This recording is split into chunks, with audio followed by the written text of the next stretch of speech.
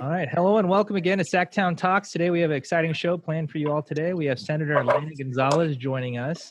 Senator Gonzalez, thanks for joining us. Welcome to the program. How's it going? Thank you so much for having me, and it's going well so far. Thank you. I know we've all been dealing with different things during this COVID-19 pandemic.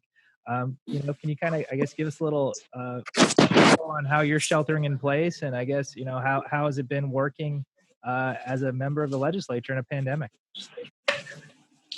This has been a very interesting and wild ride for the first for us as my first year as a senator.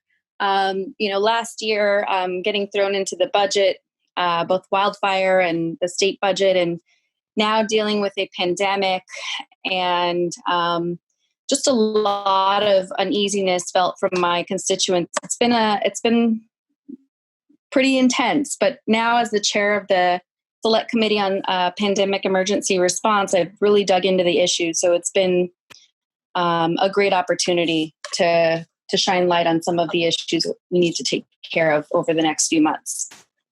It's been about a year, I guess, since you've been in the legislature. It's been a wild year. Now that you look at it, I guess, can you kind of give us a little background on your path to coming here to Sacramento and serving as a senator? Yes, I was a city employee for about a decade for the city of Long Beach. 5 of those years I had worked for a member, and then the other 5 I was elected from 2014 to 2019 as a Long Beach City Council member representing the downtown area. I also simultaneously worked for Microsoft in the social responsibility area, ensuring that there were grants expended in Los Angeles for digital inclusion programs. And the opportunity to run for office came up when then Senator Ricardo Lara decided to run for insurance commissioner, and sort of said, you'd be a great this would be a great opportunity for you to run. And I agreed with him. Having both public and private sector experience, I thought it was a great opportunity for me to move forward in my leadership. Yeah, I guess that's an interesting background. You don't always see up here in Sacramento. You just mentioned, I guess, that you're chair of a select committee, kind of looking at this pandemic and I guess moving forward. A lot of businesses have closed. School's not going to start. We have a lot of frustrated Californians wondering why we aren't tackling this pandemic like kind of every other civilization in the world has. I guess what are some of our problems, and I guess how do we move forward and get our lives back to some sort of semi-normal? Yes. Well, first and foremost, as a mom, I feel the pain that many parents are feeling in California, especially with the uncertainty of schools and when exactly they will reopen in a physical sense. So I feel all of our constituents' pain in that regard. But yes, there's a couple things that we are focusing on in the committee, one of which is testing. And I know we keep talking about testing, but it's really digging down to the details and ensuring that we can continue not only testing in a grand scale, but also looking at demographics that have been hard hit and being proactive with testing and going to their workplaces where we're seeing a lot of issues occurring, like, for instance, the Latino community and African American community that are hard hit and are in these congregate settings in their workplaces. Also, our prison system, skilled nursing facilities, we need to be a little bit more proactive in these areas that are hotspots. And then secondly, it's really looking at what the strategy is and digging down and figuring out what the strategy, what statewide strategy we can put together and formulate for isolating folks once they are testing positive and containing them in an area. The contact tracing as well. We need to get an update on contact tracing from the administration and just work to get those details so we're on the same page. And so we have a plan ahead if this should resurge, because unfortunately we're still in the first phase of this virus. Yeah, I guess with some of these sports starting up again, you're seeing the NBA, trying to begin again, actively testing their players. And I guess we're learning more and more stuff about, I guess, how long this virus can stick with you, how long you're contagious for. And I guess, talking with a lot of businesses and a lot of people are getting tested, I guess it's the length of time it takes to get your results back. I know some countries have, like 15-minute rapid tests. Is that something that I guess is possible here in California, where we could get tests that we could get same day results, and I guess get enough tests so that we can adequately start, I guess, testing a lot of the population, so we can, I guess, begin to isolate this virus. Yes, that's a good point, and absolutely part of the strategy that we're looking at in the committee is the lab results, as you mentioned, are it's sporadic across the state, depending on who you contract with. If you're a county public health department, or you're a private health insurer, or somebody else outside, the results coming back are sporadic, as I mentioned. Some places in LA get you a 15, 30-minute, result back. I had my results back in Long Beach in 48 hours, but I have friends up in Northern California that are not getting theirs until 7 to 10 days later, which is already, it's moot at that point, because of the incubation period. And, you may as well just get retested. So it is not standardized, and we just don't have a handle on that exactly as a state. And we need to do better in obtaining more details from these labs, and how we're contracting and how we can expand who can do testing as well. We have a lot of academic institutions that can do testing also, and may be a better opportunity for us. I guess one thing that I guess has been difficult during this period of time is that everything has gone digital, and it depends on how good or reliable your internet connection is. Earlier this week we had a infrastructure group on who does broadband infrastructure, kind of talking about this digital divide. We've had numerous members kind of come on the show and talk about, I guess, the lack of broadband in rural areas, and especially when working or doing school from home. That's an issue. But I guess one thing that's not present is that even in urban areas such as your district, this is an issue as well. And I guess given your experience at Microsoft and in the tech sector, is this, I guess, an area that you're looking to work on and improve? Yes, absolutely. Actually, my only bill during this crisis is SB 1130, which is a broadband for all bill, is the way we're coining this. And yes, I actually am the council member when I was in Long Beach that created a digital inclusion plan there. Of course, having worked in the tech sector, especially the tech for good sector, as I like to call it, focusing on equity. Yes, I thought I should absolutely bring this expertise to the state Senate. And so through this bill, that's exactly what we're trying to tackle, which is ensuring that the California Services Fund is truly servicing our urban and rural communities together. We shouldn't have, slow speeds. We shouldn't invest in slow speeds or antiquated technology. We should be looking at future-proof technology. We should be opening up the access to smaller ISPs and local governments. And we should be leveraging dollars from the Federal CARES Act or from the federal government in the grant programs that they have for broadband in order to start investing, not only investing in communities, but ensuring that we're investing with higher speeds, which is what people need. And apparently I may need, because sometimes my internet is slow, and I live in the heart of LA County as well. So we need to do a lot in this regard, especially as kids are distance learning, especially as seniors are on telehealth services. We need to do more. And I think this is a great start. Yeah. Earlier we had, a group on talking about, I guess, putting in infrastructure. And I guess the one thing that was missing from that conversation is, I guess, who pays for the infrastructure? And, you kind of mentioned this California Services Fund. I guess, can you give us a little background on this California Services Fund? And I guess, give us a little background on, I guess, who actually pays for putting this broadband infrastructure in place? Sure. So this was actually a bite off of the bill formerly authored by Assembly Member Eddie Garcia from the Coachella Valley. And so he had coined this Internet for All bill, which basically allowed the California Services Fund over a number of years to be able to collect $330 million, which is actually a ratepayer fund. So you pay a surcharge on your cell phone bill, and would go into the California Services Fund. And so it actually ends in 2022. Right now, through this fund, large internet service providers can pay for infrastructure through this fund.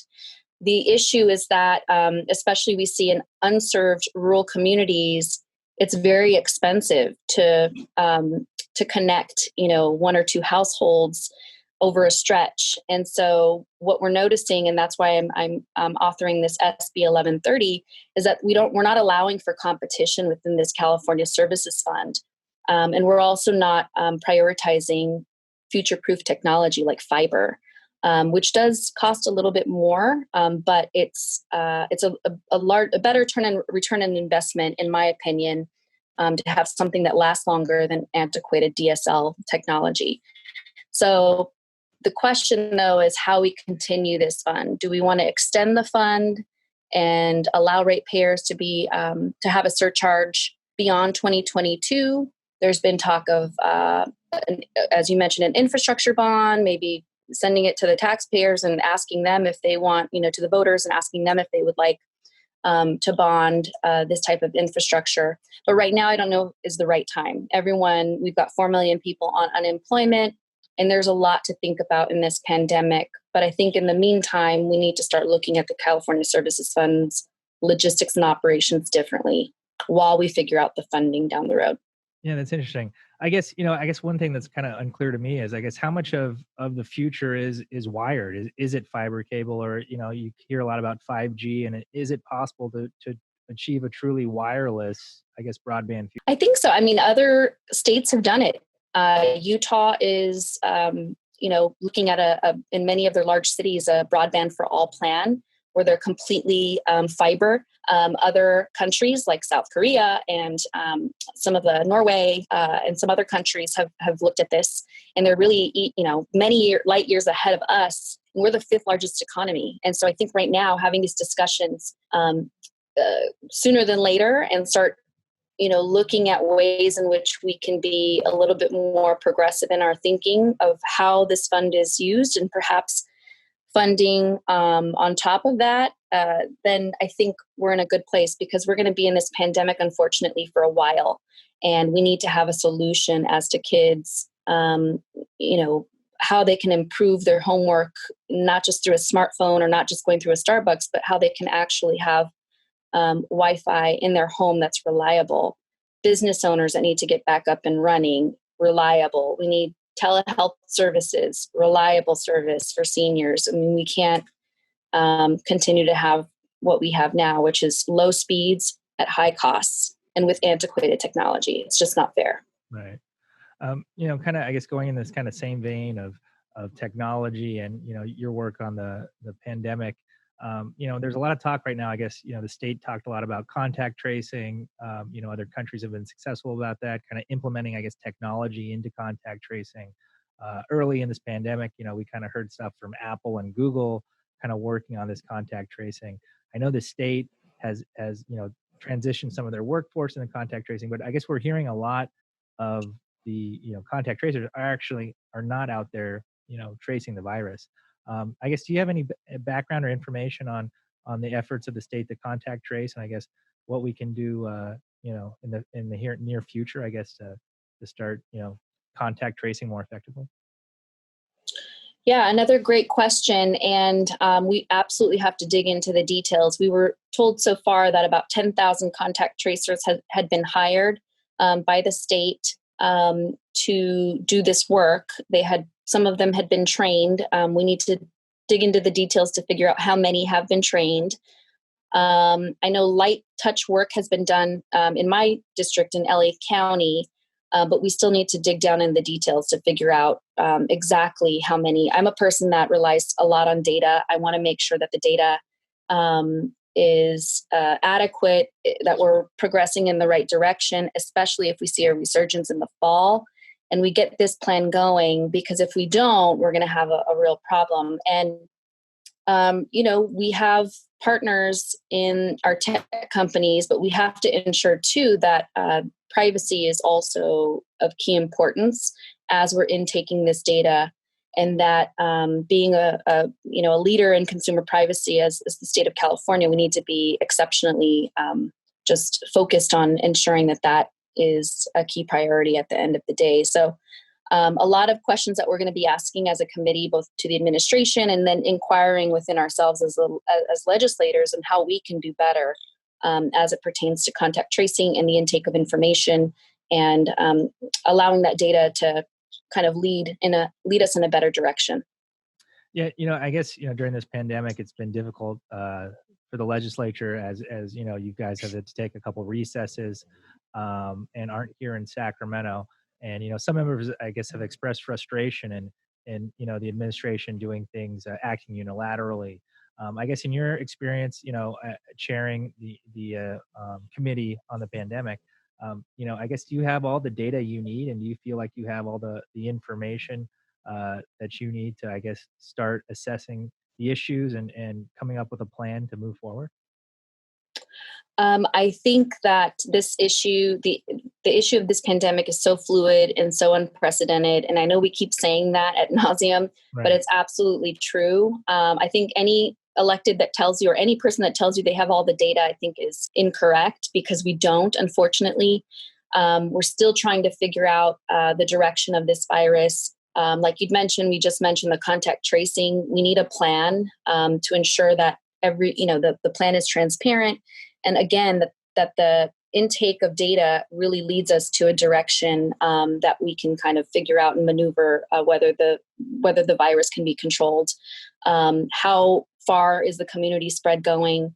Our testing, it's nice that we can hit certain numbers, but we also, again, have to figure out how to be a little bit more proactive with the testing, and especially hitting demographics and areas like rural communities that need more proactive approaches to testing so we can lower the risk. And so I do not have all the data. I wish I could say I do. But that's exactly why this committee was formed by our Senate leader, Pro Tem Atkins. And I think it was great foresight on her part to be able to say, we need this committee. We need to intake data. We need to ask tough questions. And, we're also actively engaging with the governor's office. And so I think that's a great sort of model for the Senate, at least, to move forward and notify the public, but also work internally to get some work done. Right. On Monday, I guess session's set to resume again. Coming back and forth from LA, I'm sure has been difficult. I guess, what are your feelings towards coming back up here into Sacramento and, I guess, finishing the session out in the next 5 weeks? I'm ready to move forward. I know that as this has been a very difficult situation, and we have a lot of essential workers who are doing this every day. So for me to move forward on Monday and get some work done, it'll feel really good to actually be in session again and start moving these bills along, especially as the bulk of them will be COVID related. And also continue to actively work with the committee and the members on my committee to respond to the pandemic and hear and have oversight and have additional, questions that need to be answered. But it is a little scary personally. I think actually I may be driving instead of flying on the plane, because we don't regulate the planes, and they've been a little bit much to be on a plane with a lot of people. And so I have to think about my family as well. So I may be just driving up rather than flying this time. No, that seems like a good choice. I know you touched upon this a bit. You said that you're a mother. I guess, how has it been, I guess, working and I guess caring for your children and working with your husband, I guess, as this pandemic's gone on? This has been the toughest thing, I would say, more than legislating. I mean, managing a household, I don't know how parents do it, especially like single parents or, parents with a lot of other kids. I mean, I've got a 5-year-old and a stepson who's 13, and then my oldest is out of the house. But with a 5-year-old, I mean, he doesn't know anything. He's, I'm on Zooms and I'm on media interviews just like now, and he's knocking on the door and he wants attention. And so it's been tough, but I think, as a family, we kind of make it work. Everyone has a room, and sometimes it's everyone doing homework and Zoom calls and, classes, and it's just, you just make it work somehow. But that's, the average Californian at this point. Yeah, I guess you're about to tackle your biggest challenge, Zoom kindergarten. Oh my goodness. Yes, that I am not prepared for. Right. That's going to be a challenge. Well, thank you so much for joining us. Really looking forward to, I guess, seeing your work on the committee coming up. I guess, are there any important committee hearings coming up in these next few weeks for our listeners to keep our eyes out for? We are still formulating the committee agenda, but I believe we were supposed to have one in early August. I believe the first Tuesday in August, but we'll keep everyone posted. You can go to the senate.ca.gov website and we'll have the information there. We've also done 3 committee hearings. One was on testing and isolation and antibody testing. The second was on skilled nursing facilities. And then the third was a joint committee on the border region and how we can help Imperial County. And so we'll continue the discussions, and I look forward to any additional ideas we can bring to the table. Thanks so much for the opportunity again.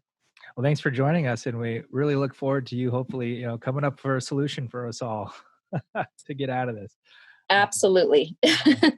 Well, Got it on my plate. Thanks so much. all right. Thank you. Have a good one. Have a good one. Are called dreamers.